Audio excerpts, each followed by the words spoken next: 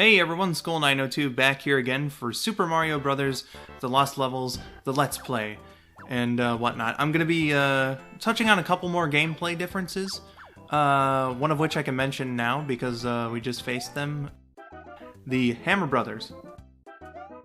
Hammer Brothers operate differently, and that's the other gameplay difference I want to talk about.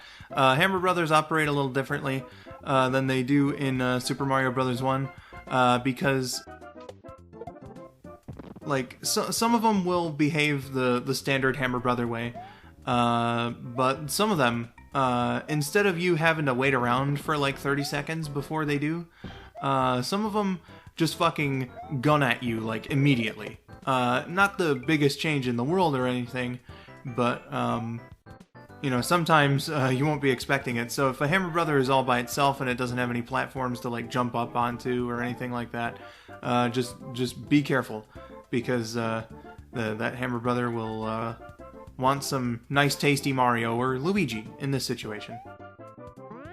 The other gameplay difference, like I mentioned, we saw it earlier, and it's one of the most useful additions, actually. This was the first Mario game to make it so that you could do like a super bounce off of enemies, and what I mean by that is if you jump and hold the jump button while you hit an enemy, you bounce up higher than you would normally,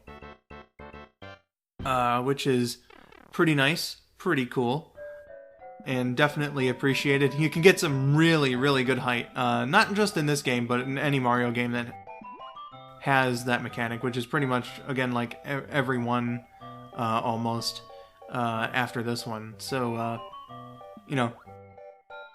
there are some Mario fans that don't quite like this game for how difficult it is, but it's a trendsetter in that sense. It added a really cool mechanic to the Mario franchise, and I don't know if that was a platformer first, but lots of platformers also use that sort of super bouncing mechanic for the hop and bop platformers anyway. So Mario 2, first one in the series to do it, or Lost Levels, or whatever. I'm an American, so I'm going to call it the Lost Levels for the most part.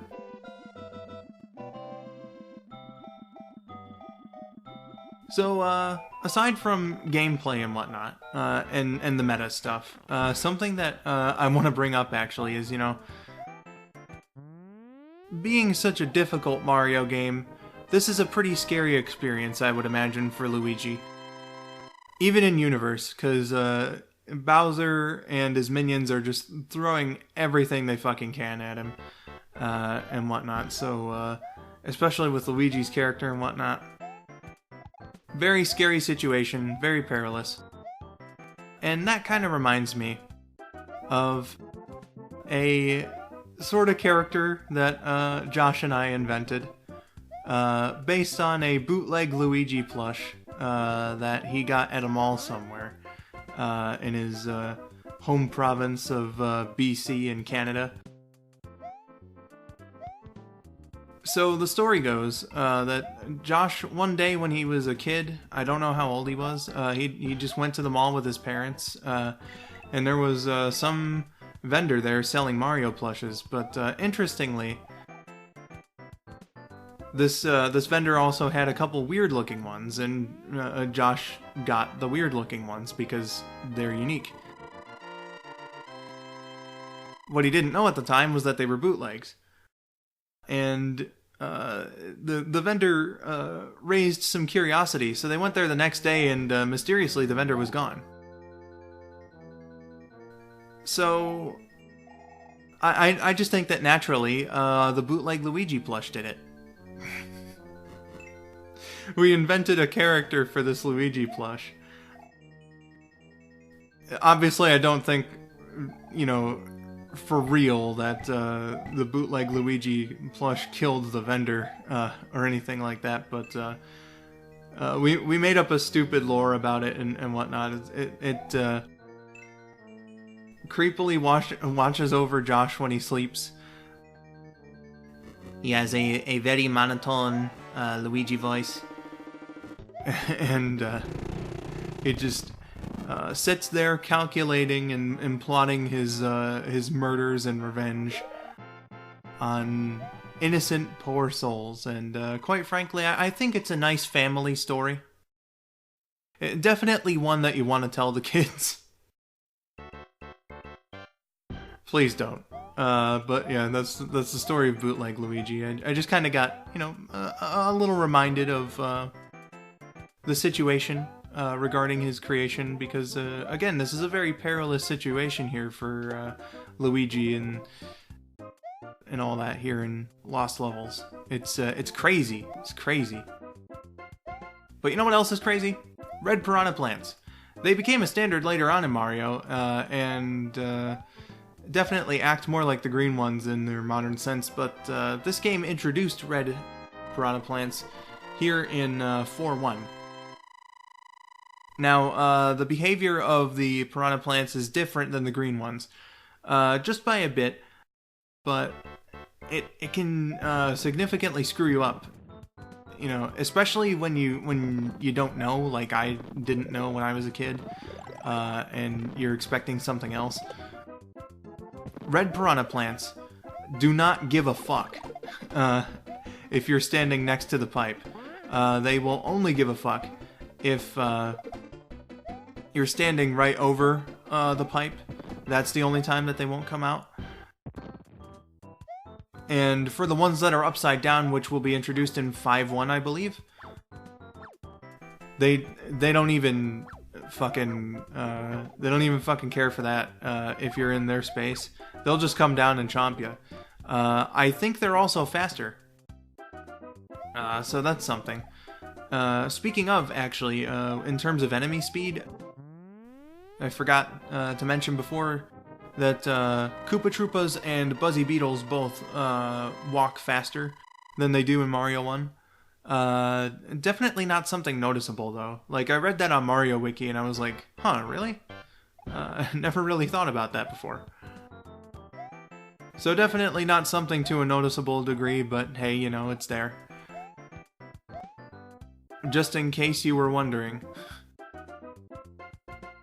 But yeah, definitely crazy stuff with the red piranha plants, and that's some of the what you just saw like a little while ago.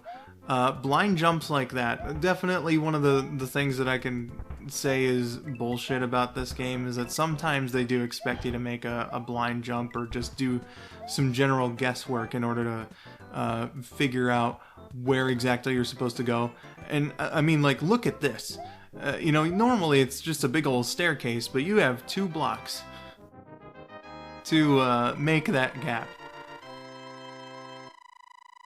And again, I know they were just trying to make it challenging and all that, but good lord. If I didn't know the 1-up trick in this game, I would have had to suffer through many, many, many game overs. The huge fire bars are definitely something you're going to be seeing more of in this game than in Mario 1, for sure. Absolutely crazy. I mean, look at this. Look at this level design here. But now that we are in the castles, actually, something else I can... That was stupid.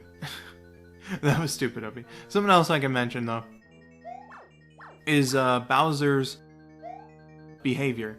Because it's actually one of Nintendo's few saving graces, that, like throwing the player a bone, like how TV Tropes put it, was that at least Bowser's behavior doesn't change whatsoever, and they don't make the arenas that much more difficult either to actually like face off against him in. It's still the same in the sense that, like, with Mario 1, right, the first 4 Bowsers, or 5 Bowsers rather, they breathe the fire, and then the Bowsers in World 6 and 7 throw the hammers, and then Bowser in World 8 does both.